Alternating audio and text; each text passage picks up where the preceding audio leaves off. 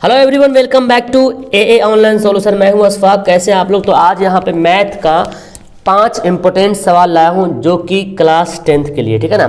और ये subjective question है, तो इसको पूरी वीडियो को वॉच करें। एंड बहुत इंपॉर्टेंट, अगर आपको बनाने आता है तो अच्छी बात है, नहीं आता है तो आप इसको ध्यान से देखें। और आपने शायद पढ़ा ही होगा इन सभी सवालों को, तो बहुत इंपॉर्टेंट सवाल। देखिए, सबसे पहले सवाल बोलता है एक साइकिल 5000 चक्कर में 11 किलोमीटर की दूरी तय करती है, तो पहिए का व्यास ज्ञात कीजिए, ठीक है ना। पहिए का व्यास निकालना है। अब आप तो सबसे पहले ये जाने कि पहिया जो चक्का होगा, चक्का को गाड़ी एक कोई साइकिल है, साइकिल को के जो चक्का है ना, उसका जो व्यास मापा जाता है, अक्सर उसको सेंटीमीटर मापते हैं। किस में मापते हैं? सेंटीमीटर में। तो इसका मतलब होगा कि जो डिस्टेंस कवर करेगा वो सेंटीमीटर में कवर करेगा, लेकिन यहाँ पे दिया हुआ किलोमीटर में, तो इसको पहले हमको सेंटीमीटर में बदलना पड़ेगा। ओके, चलिए यहाँ पे हल करते हैं। पहले क्या दिया? साइकिल 5000 चक्कर में 11 किलोमीटर की दूरी तय करती है। तो पहले दूरी यहाँ पे दिया हो कितना? 11 किलोमीटर, है ना। 11 किलोमीटर। इस किलोमीटर को बदल देंगे पहले मीटर में, या सेंटीमीटर बदल देते हैं, डायरेक्ट सेंटीमीटर बदलते हैं ना। तो 11 को 1000 से जब गुना कर देंगे तो बन जाएगा मीटर, और फिर इसको गुना करेंगे 100 से तो बन जाएगा सेंटीमीटर, है ना। यानी कि 11 पे 5 जीरो हो गया, 1 2 3 4 5 सेंटीमीटर आ गया। क्लियर है? यानी कि 11 किलोमीटर था, इसको सेंटीमीटर लाना था। तो 11 किलोमीटर को सेंटीमीटर में बदलने के लिए पहले 1000 से गुना करते हैं, तो यहाँ तक जो था ये मीटर बना, फिर 100 से गुना किया तो बन गया सेंटीमीटर। हो गया, ये दूरी हो गया। अब देखिए, 5000 चक्कर लगाने में इतना दूरी तय करता है। 11,000 कितना है? इकाई, दाएं, सैकड़ा, हजार, 10 लाख, 10 लाख, 11 लाख सेंटीमीटर, ठीक है ना। अगर मैं आपको बोलूं कि 100 चक्कर लगाने में मुझे 100 मीटर लगा, मे बी अगर मैं बोलूं 100 चक्कर लगाया तो 100 मीटर गया, तो एक चक्कर में कितना मीटर गया होगा? 1 मीटर गया होगा, मे बी ऐसा सवाल रहे तो, है ना। 100 मीटर में 100 चक्कर में 100 मीटर, तो 1 मीटर में 1 चक्कर। तो इस तरह से 5000 चक्कर में एक कितना सेंटीमीटर गया डिस्टेंस, तो एक चक्कर में कितना गया होगा? चूंकि यहाँ पे लिखेंगे, चूंकि 5000 चक्कर में तय की गई दूरी, है ना। 5000 चक्कर में कितनी दूरी तय की गई है? 11 पे की जीरो, 5 जीरो, 2 1 2 3 4 5, इतना दूरी तय की गई, ठीक है। तो जब 5000 चक्कर में इतनी दूरी तय की गई है, तो एक चक्कर में निकालेंगे, क्योंकि पहिए का जो एक चक्कर, पहिया अगर एक बार घूमता है तो वो क्या निकलता है? उसकी परिधि बन जाता है। तो पहिया एक बार घूमेगा तो एक चक्कर हो जाएगा। तो हम एक बार परिधि जब तक निकालेंगे नहीं तो त्रिज्या निकाल नहीं पाएंगे, त्रिज्या निकलेगा नहीं तो व्यास नहीं निकल पाएगा। तो हमको पहले परिधि निकालना पड़ेगा। तो एक चक्कर पहिए की परिधि है, तो इसलिए एक चक्कर में तय की गई दूरी बराबर क्या करेंगे? इसको डिवाइड कर देंगे, है ना जी। डिवाइड कर देंगे 5000 से, 3 3 जीरो जो है यहाँ से कट जाएगा, 5 से कटेगा यहाँ पे, 5 दूना 10, 5 दूना 10, है ना। 1 जीरो यहाँ पे बचेगा, यानी कितना आ गया? 220 क्या है? सेंटीमीटर। एक चक्कर में 220 सेंटीमीटर की दूरी तय किया, ठीक है ना। एक चक्कर में 220 सेंटीमीटर। क्लियर है? यहाँ से मैंने 3 3 जीरो उड़ा दिया है, 5 से काट दिया है। अब यहाँ पे जाना, जो इतना जो सेंटीमीटर आया है, एक्चुअली ये क्या है? तो लिखेंगे, चूंकि लिखते हैं फॉर्मूला, चूंकि एक चक्कर पहिए की परिधि है ना। पेरीमीटर जिसको बोलते हैं, पहिए की परिधि है। एक चक्कर क्या है? पहिए की परिधि है, इसलिए लिखेंगे, इसलिए पहिए की परिधि बराबर। अब फॉर्मूला यहाँ पे, पहिए की परिधि कितना हो गया? 220, और पहिए की परिधि का फॉर्मूला होता है 2πr, होता है ना। चक्का जो गोल है, परिधि क्या होगा? 2πr होगा, 220। अब काटा पीटे कर दो यहाँ से, 2π का वैल्यू 22/7, r का वैल्यू तो निकालना पड़ेगा 220। 22 से काटेगा, 22 एकम 22, जीरो कट गया। यहाँ से और कटेगा, 2 से भी कट सकता है। चलो इस तरह से काटते हैं। r बराबर क्या करेंगे? 7 को 10 से गुना करेंगे, क्रॉस में 7 गुना 10, और ये बट्टे में 2, 2 25 10, कितना हो गया? 35 सेंटीमीटर। ये त्रिज्या निकला। सवाल क्या बोला जा रहा? चक्के का व्यास निकालिए, व्यास डायमीटर निकालना है। तो आपको पता है, इसलिए d बराबर 2r होता है ना, d बराबर 2r होता है। तो 2 × 35, तो 35 दूना 70 सेंटीमीटर होगी ये आंसर। ये क्या है? पहिए का व्यास है। समझ में आ गया बहुत आसानी तरीके से। अब हमारा अगला सवाल है, देखिए ध्यान से, इस सवाल को ध्यान से देखते हैं। अगला सवाल जो है त्रिकोणमिति से है। ये दिया, प्रूफ करना है sec a minus tan a का whole square plus 1 plus sin a बराबर 1 माइनस sin a लाना है। ये लाना हमको है ना। ये RHS है, ये LHS है, तो हम LHS को बनाएंगे, RHS हमारा आंसर आ जाएगा, है ना, तो प्रूफ हो जाएगा। चलिए तो लिखते हैं LHS बराबर, ये है, मैं लिखता हूँ यहाँ पे सेक a माइनस tan a का होल स्क्वायर और 1 प्लस sin a, इसको हल करेंगे और ये आंसर लाना। आप लोग अगर आपको बनाने आता तो वीडियो को यहाँ पे पॉज करो और पहले इसको बनाओ तब आगे बढ़ाना, ठीक है ना। देखिए सेक का फॉर्मूला होता है, हमको साइन के रूप में लाना है, तो सेक को पहले कॉस के रूप में लाएंगे तब नहीं कॉस साइन में बदलेगा। और टैन का फॉर्मूला होता ही है साइन बाई कॉस, होता है ना। तो सेक का फॉर्मूला 1 बाई कॉस, और टैन का फॉर्मूला क्या होता है बाबू? सेक ए बटे कॉस ए, क्या होता है? टैन होता है। इसको कर देंगे स्क्वायर, और ये जो 1 प्लस साइन है ना, इसको कुछ नहीं करना है, ऐसे ही छोड़ दो एकदम, लास्ट में इसको देखेंगे ना। चलिए हो गया। अब देखिए, ये देखिए यहाँ पे क्या करेंगे, एलसीएम ले लेंगे। कॉस कॉस ले लेते हैं एलसीएम, तो कॉस कॉस कट जाएगा, बचेगा 1, इधर में कॉस कॉस कटेगा, बचेगा साइन ए का होल स्क्वायर, और ये 1 प्लस साइन ए जो है ऐसे रहने दीजिए। हो गया ना। अब यहाँ पे देखिए ये 1, अब इसको क्या करें, हम अलग अलग कर लेते हैं। ये जो दिया हुआ ना, इसका मतलब क्या है, अलग अलग, हम अलग करते हैं। देखो ये जो स्क्वायर है 1 माइनस साइन का भी स्क्वायर है और कॉस का भी स्क्वायर है ना, तो हम अलग कर सकते हैं। 1 माइनस साइन ए, इसको भी स्क्वायर कर दिए, अलग अलग बंटवारा कर दिए, और कॉस को भी कर दिए कॉस स्क्वायर ए, कर दिया, कोई दिक्कत नहीं ना। ये है 1 प्लस साइन ए, इसको भी ऐसे अलग कर दिया। अब देखिए ये 1 माइनस साइन ए स्क्वायर है, मतलब 2 बार है। 1 माइनस साइन ए, 1 माइनस साइन ए 2 बार लिख सकते हैं, तो हम यहाँ पे लिख देंगे 1 माइनस साइन ए इंटू 1 माइनस साइन ए, और ये क्या है 1 प्लस साइन ए, हो गया ना। और नीचे बटे में क्या है, कॉस स्क्वायर ए, और फार्मूला होता है कॉस स्क्वायर ए का फार्मूला होता है 1 माइनस साइन स्क्वायर ए, होता है ना, फार्मूला होता है 1 माइनस साइन स्क्वायर ए। चलिए तो मैं यहाँ तक, अब इसको बस इतने ही दूर रखेंगे, अब इसको आगे नहीं ले जाएंगे। अब देखिए, ये देखिए हम क्या करते हैं ना, देखिए इसको हम ऐसे ही छोड़ देते हैं ना, इसको बनाते हैं, इसको यहाँ पे देखिए 1 माइनस साइन 1 प्लस साइन, ए माइनस बी ए प्लस बी, फॉर्मूला आ रहा है ए माइनस बी ए प्लस बी, क्या होता है फार्मूला, ए स्क्वायर माइनस बी स्क्वायर। तो ई वाला ऐसे लिख देंगे 1 माइनस साइन ए, ऐसे रहेगा, ठीक है ना। अब ये देखो ए माइनस बी ए प्लस बी, तो क्या फार्मूला होता है बाबू, ए स्क्वायर माइनस बी स्क्वायर। तो मैंने 1 का स्क्वायर नहीं लिखा, क्योंकि 1 का स्क्वायर तो 1 ही होता है ना, इसलिए मैंने छोड़ दिया।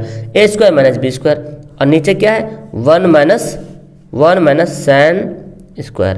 अब देखो ये दोनों कहाँ जाएगा, दादी घर चल गया, कट गया ना, क्या बचा 1 माइनस साइन ए। तो ये हमारा RHS जो है प्रूव्ड हो गया। कितना आसान से बन गया है ना। ये सवाल पूछा भी जा चुका है। ओके, तो देखिए इस सवाल को कैसे बनाते हैं, आप बना पाए कि नहीं बना पाए, इसको नोट कर लीजिए। देखिए तीसरा सवाल बोलता है, यदि 4 पॉइंट दिया हुआ ना 1 2 4 y x 6 और 3 5, एक समांतर चतुर्भुज है, समांतर समझे, पैरेलल वाला है, तो कर्मागत उसका शीर्ष है, ये पॉइंट इसका है, ठीक है ना। तो x y का वैल्यू ज्ञात करना है। देखिए मैं आपको फिगर बता देता हूँ यहाँ पे, चलिए इसका सॉल्यूशन करते हैं। पहले सॉल्यूशन में क्या करेंगे, पहले तो हम फिगर बना लेंगे, है ना। फिगर बनाइएगा तो ज़्यादा बेहतर से आपको समझ में आ पाएगा।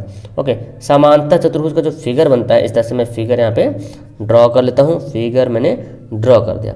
अब इसका आपको पता, समांतर चतुर्भुज का ये जो पॉइंट दिया हो ना, इसका नाम भी लिख देंगे बाबू, हम नाम लिख देते हैं ABCD, हो गया। अब ये जो दिया हो ना पॉइंट, एक क्या बोला, कर्मागत, मतलब एक लाइन से, पहले ये तब ये तब ये, तो ये दिया हुआ कितना 1 2 दिया हुआ है, इसको B मान लेंगे 4y, इसको C मान लेंगे x और 6, इसको मान लेंगे 3 5 D। एक लाइन से हो गया, कर्मागत मतलब एक लाइन से। अब देखिए समांतर चतुर्भुज के दिया हुआ, अब बोला गया एक्स और वाई, ये जो एक्स है ना, ये वाला यहाँ पे एक्स है, ये वाई, इसका वैल्यू क्या है निकालना है, इसका वैल्यू निकालना है। तो कैसे निकालेंगे, तो सबसे पहले आपको पता होना चाहिए इस समांतर चतुर्भुज जो होता है उसका जो विकर्ण होता है, ये विकर्ण एक दूसरे को समद्विभाजित करता है, मतलब बराबर बराबर भाग में बंटता है, और यहाँ पे पॉइंट बनता है ना। अच्छा एक बात याद रखिए, अगर AC हमारा एक विकर्ण है, डायगोनल है AC, तो इसका मध्य बिंदु मिड पॉइंट कहाँ पे बन रहा है, यहाँ पे बन रहा है, और DB जो है, और DB का भी मिड पॉइंट यहीं पे बन रहा है, मतलब कि AC का भी मिड पॉइंट यहीं पे बन रहा, O पे बन रहा, और DB का भी मिड पॉइंट वहीं पे बन रहा, मतलब दोनों का मिड पॉइंट क्या है, बराबर है। अब दोनों का मिड पॉइंट निकालते हैं, AC से निकालते हैं मिड पॉइंट, मध्य बिंदु का निर्देशांक जानते हैं निकालने के लिए, और DB का भी निकालते हैं मिड पॉइंट। ओके, तो सबसे पहले यहाँ पे जो जो दिया उसको पहले लिखते हैं, यहाँ पे क्या क्या चीज़ दिया उसको लिखते हैं ना। मैंने क्या किया, माना कि यहाँ पे जो लिखा दिया ना उसको लिख लेंगे, माना कि A बराबर इतना, B बराबर इतना, माना कि A बराबर 1 2, ये आप सब्जेक्टिव बना रहे हैं, ठीक है ना, B बराबर 4y, और C बराबर क्या है जी, x 6 है, और D बराबर 3 और 5 हो गया। ये जो माने थे मैंने यहाँ पे लिख दिया। और चूँकि ABCD क्या है, एक समांतर चतुर्भुज है, तो यहाँ पे वो भी लिखते हैं, चूँकि ABCD एक समांतर चतुर्भुज है ना। जब समांतर चतुर्भुज है, इसलिए AC और BD एक दूसरे को समद्विभाजित करेगा, है ना, इसलिए लिखेंगे, इसलिए AC तथा BD, है ना, एक दूसरे को समद्विभाजित करेगा, एक दूसरे को समद्विभाजित करेगा, ठीक है। जब समद्विभाजित करेगा तो दोनों का मिड पॉइंट, दोनों का मध्य बिंदु क्या होगा, वही होगा, इसलिए AC तथा BD का मध्य बिंदु एक ही होगा। ये पॉइंट आपको लिखना पड़ेगा।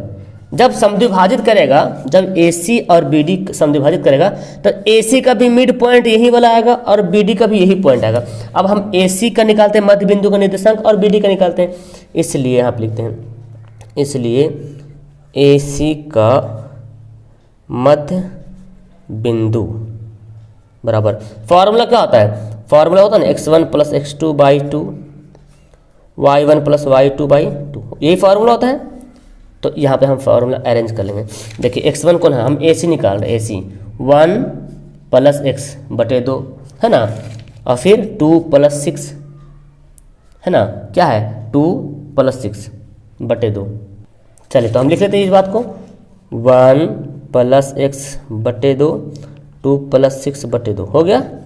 ये पॉइंट निकल गया हमारा। अब देखिए ये वाला हमारा जो पॉइंट निकला ना, मध्य बिंदु जो निकलता है, ये x वाला होता है, ये y वाला होता है ना, ये x वाला, ये y वाला। इसको और करते x 1 प्लस x बाई 2, और ये कितना हो गया 6 2 8 बटे 2 कितना हो जाएगा 4। कर दे ऐसे, कोई दिक्कत, कर दिया। चलिए अब किसका निकालते हैं, तथा अब किसका निकालते हैं मध्य बिंदु, अब निकालते हैं BD का, है ना, BD की निकालते हैं, तथा BD का मध्य बिंदु, है ना, मिड पॉइंट। तो इसका भी वही फॉर्मूला यूज करेंगे, x1 plus x2 by 2, y1 plus y2 by 2। देखिए 3 प्लस 4 बटे 2, 5 प्लस y बटे 2, है ना, तो लिखते हैं यहाँ पे 3 प्लस 4 बटे 2, 5 प्लस y बटे 2 हो गया। अब यहाँ पे देखिए, ध्यान से देखिए, ये जो मध्य बिंदु निकला AC का, ये x वाला निकला, ये y वाला निकला, BD का भी निकला, तो ये भी x वाला, ये भी y वाला, मतलब E वाला x और E वाला भी x, E वाला y तो E वाला y। तो अब लिखते हैं, इसलिए ये दोनों क्या है आपस में बराबर है, क्योंकि E भी x का ही वैल्यू है और E भी x का ही वैल्यू है, E भी y का वैल्यू है, E भी y का वैल्यू, मतलब दोनों x से बराबर होना चाहिए फिर तो मतलब 1 प्लस x बटे 2 बराबर 3 प्लस 4 बटे 2। यहाँ इसको पहले हल कर लेंगे। देखिए तो 2 2 काट दें, काट दीजिए, है ना जी, काट सकते हैं। तो क्या आ जाएगा, 1 को उधर भेज देंगे तो x बराबर 4 3 7, और ये 1 जाके घटेगा तो क्या आ जाएगा, x से बराबर हो जाएगा 6। है ना, तथा यहाँ पे निकालते हैं। अब किसको बराबर करेंगे, आप करेंगे देखिए ये y वाला ये वाला बराबर 4 बराबर 5 + y बटे 2, तो 4 दूना 8, क्रॉस गुना करते हैं नीचे 1 छुपाओ, चलो 1 लिख देते हैं। 5 + y को 1 से गुना करेंगे तो 5 + y आएगा, और 4 दूना 8।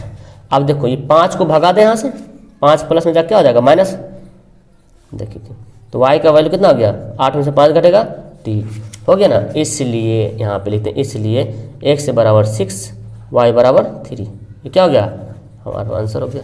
क्लियर है। तो ये सवाल बहुत ईजी है, मध्य बिंदु का निर्देशांक निकालना। बस आपको ये समझना है कि जब समांतर चतुर्भुज दिया रहेगा तो इसका विकर्ण एक दूसरे को समद्विभाजित करेगा, ये याद रखना है। और जब समद्विभाजित करेगा तो दोनों को मध्य बिंदु जो एक ही होगा, तो हम दोनों को मध्य बिंदु निकाल लेंगे।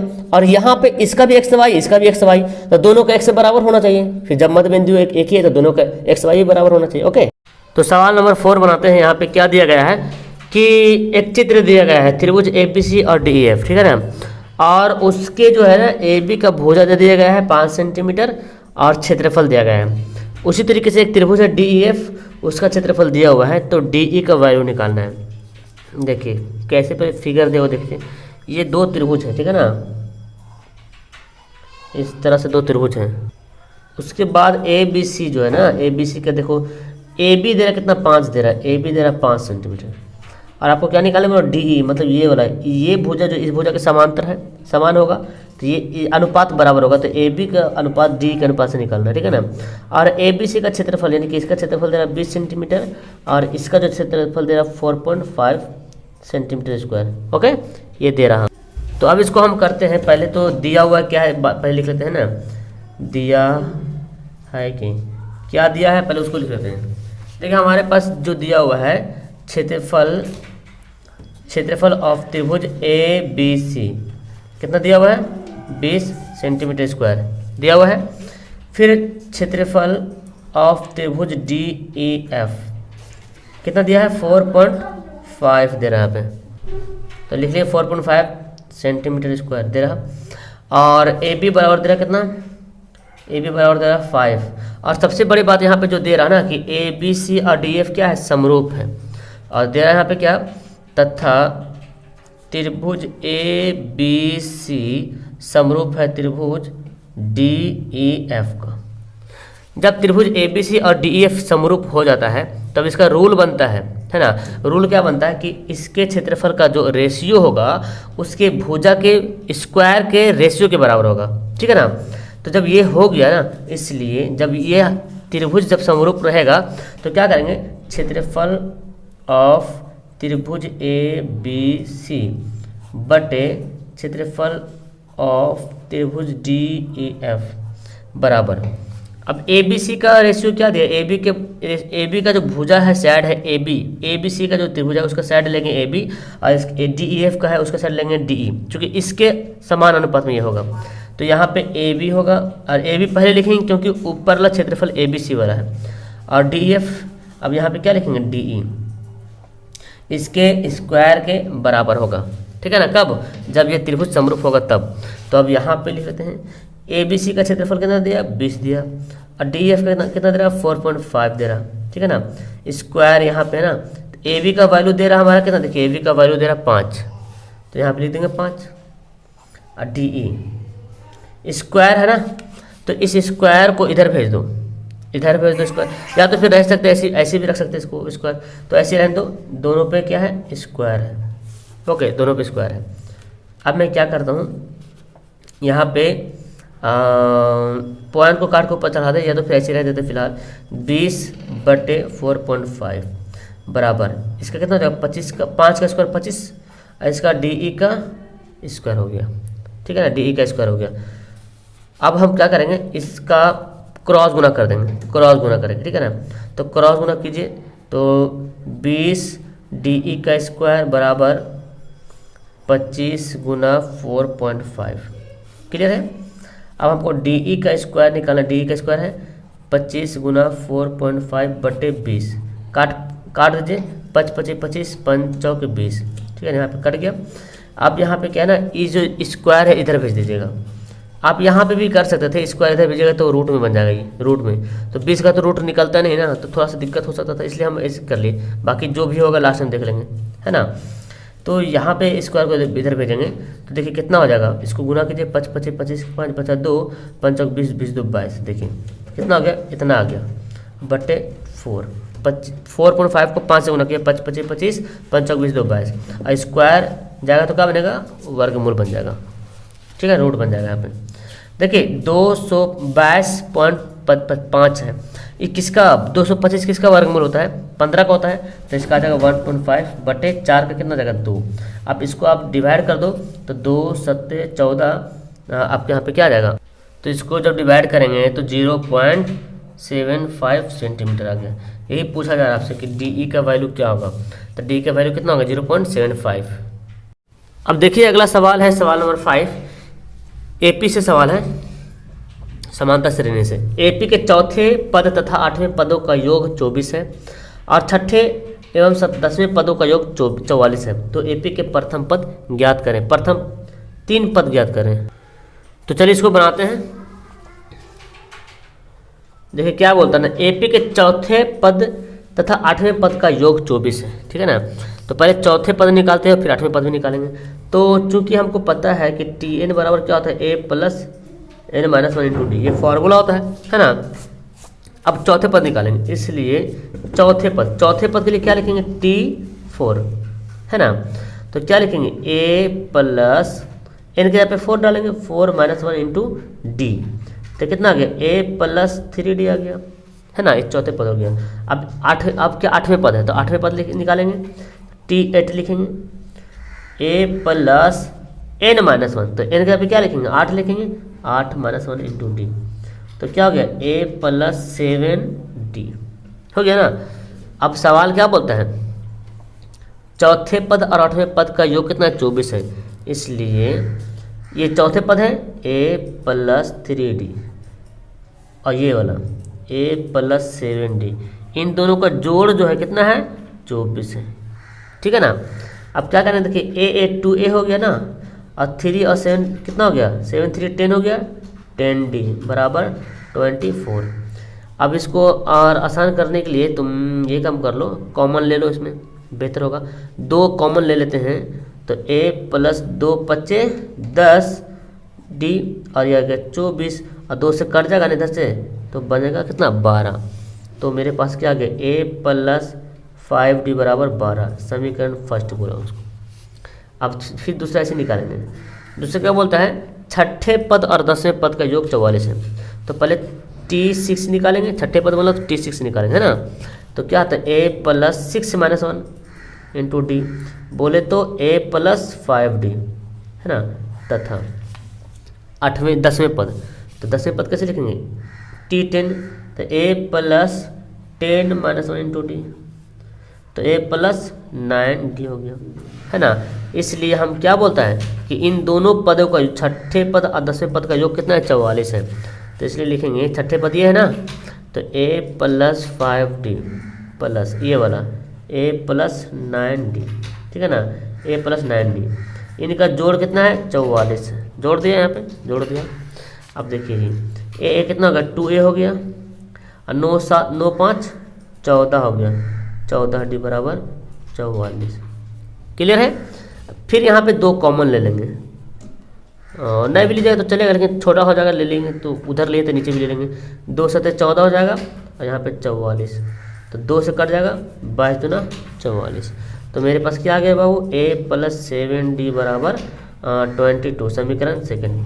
अब समीकरण फर्स्ट को सेकेंड से क्या करेंगे, घटा देंगे, है ना। देखो ये समीकरण फर्स्ट है हमारा, यहाँ भी a है, तो यहाँ भी a है, तो कट जाएगा, तो घटाएंगे तो लिखेंगे समीकरण फर्स्ट माइनस सेकेंड से।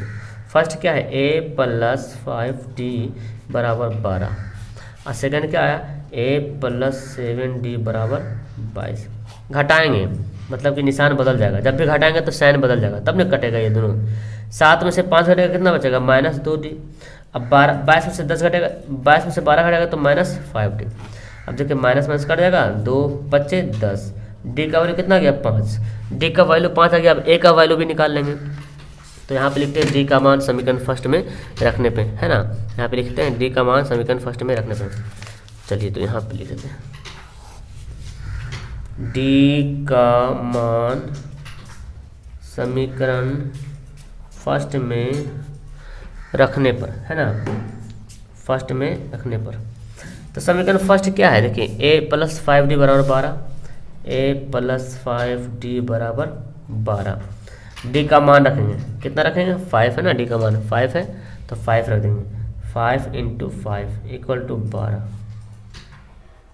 तो कितना हो गया, 25 हो गया ना, इक्वल टू 12। तो ए बराबर क्या हो जाएगा, 12 माइनस 25, माइनस हो जाएगा उधर जाके। अब हमारे पास ए का वैल्यू क्या आ गया, ए का वैल्यू हो गया कितना, देखिए 25 में से 12 हटाएंगे तो कितना आएगा, -13 आ गया। अब हमको बोल रहा सवाल क्या बोला कि प्रथम 3 पद ज्ञात कीजिए। तो पहला पद क्या आ गया, इसलिए पहला पद कितना है, -3 है, -13 है। तो दूसरा पद कितना होगा, सेकंड पद जो निकालेंगे कैसे ज्ञात करेंगे, 5 जोड़ देंगे, क्योंकि हर बार जब डिफरेंस पता चल जाएगा तो हर बार 5 जोड़ते चल जाएंगे, है ना, जोड़ते चल जाएंगे। तो पहला पद इतना हो गया। दूसरा पद अगर निकालेंगे तो इस -13 में 5 जोड़िएगा, देखिए -13 में 5 जोड़ेंगे तो कितना हो गया, 7 × 5 = 12, 7 × 6 = 13, तो माइनस कितना हो जाएगा, 8 × 5 = 13, सॉरी 8, 13 से 5 हटेगा, है ना, 8 × 5 = 13, तो कितना गया, दूसरा पद हो गया -8। तीसरा पद अगर निकालोगे तो फिर अभी 8 में फिर 5 जोड़ दोगे, इसमें फिर 5 जोड़ेंगे तो कितना हो गया, -3, देखिए -3 हो जाएगा। तो हमको क्या निकालने बोल रहा, प्रथम 3 पद, तो 3 पद ज्ञात कर लिए ना, तो लिखें इसलिए AP।